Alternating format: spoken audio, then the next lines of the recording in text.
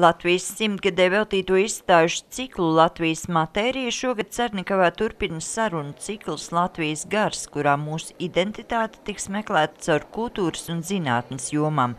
Latvijas gars, manuprāt, visvairāk ir Latvijas cilvēki. Cilvēki jau paši to garu veido, tas nav nekas ārpus cilvēkiem. Tā sajūta, kas mums ir katram par Latviju, pat ar skaļiem vārdiem, cik mūsos ir patriotisma, cik vēlēšanās, lai mūsu valsts pastāvētu, es to tādās lielās kategorijās uzskatu. Un tas arī, cik mēs būsim stipri, cik mēs būsim izglītoti, cik mēs būsim labvēlīgi viens pret otru, cik mēs neļausimies dažādām, negatīvām īpašībām, kādai vienalga uz citu rēķinu varas kārei vai godkārei vai mantkārībai, tādām lietām. Tas arī mūsu latviešus, es domāju, visus, kas Latvijā dzīvo, un es domāju, mums ir arī ļoti svarīgi aptvert visus, kas Latvijā dzīvo, un ļoti daudz citu tautību cilvēku grib un sniedz šīs rokas, un mums ir jābūt atvērtiem. Protams, ka ir arī citādi domājoši, un arī latviešu vidū ir tādi, kuri nebūtu nav ļoti tā lojāli savai valstī, bet es ceru, ka vairākums tāds nav, un ka mums ir tā ideja par savu valsti. Man liekas, ka tas šobrīd ir pats aktuālākais, un tas ir tas Latvijas, kā jūs teicāt, gars. Latvijas gars, jā. Pirmo diskusiju, kas veltīta kino un teātrim, atklāja režisors Viesturs Kairišs, aktrise Baiba Broka un māksliniece Ieva Jurjāna, kuras vieno darbs pie filmas Melānijas Hronika. Viesturs Kairišs ir pārliecināts, ka ikvienam režisoram kādreiz ir bijis kārdinājums izmēģināt roku izklaides žanrā, tomēr mākslas galvenā loma nav izklaide. Bet es nekad neesmu uztvēris kino kā izklaides žanru.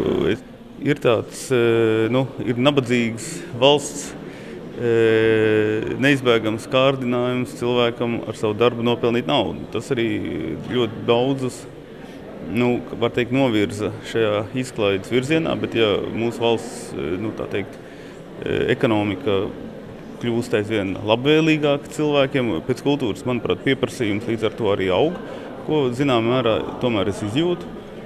Tad, manuprāt, arī vairāk, jo izklaides, jāsaprot, ka kino izklaide ir Holivudā attīstīta līdz tādai pakāpei, ka ir bezjēdzīgi ar to konkurēt. Es domāju, mēs varam konkurēt tikai ar kino, kas attīsta domāšanu.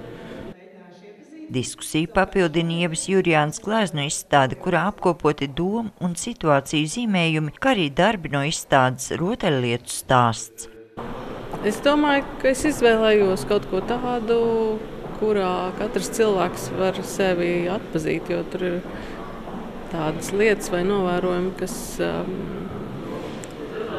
katram mazliet atšķirīgi, bet tomēr ikdienā ir sastopami. Kas ir jūsu tāda mākslas, vizuālās mākslas pamatā, jo, kā es zinu, jūs neesiet tikai vizuālā?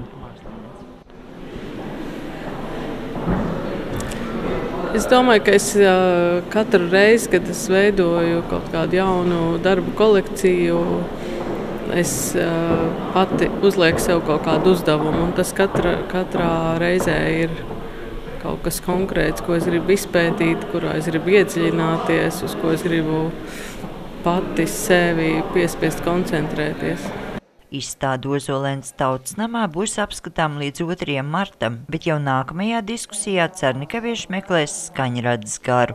Pavisam šā gada sarunu ciklā paredzēts 7 dialogi, kuros tiekoties ar savas jomas profesionāļiem tiks apskatīt arī mūzikas joma, vides objektu, tradīcijas, vārdspēks un zinātne.